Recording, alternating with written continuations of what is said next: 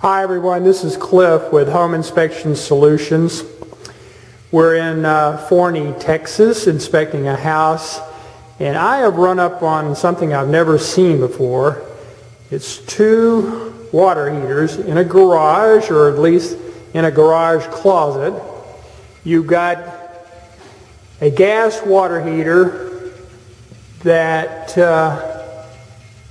the water goes into. There's the intake valve up at the top there, and it goes into that. But then there's a line coming off to this electric water heater that is just sitting on the garage floor. And then there's a line that goes back to be a supply line to the house hooked up to the electric water heater. Folks, there's just so many things wrong here that it would take several minutes to describe all of it. This is just not the right way to have double water heaters.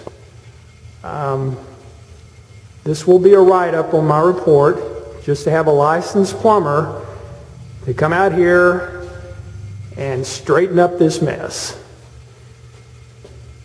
This is Cliff with Home Inspection Solutions. You can find us on the web at hisdfw.com.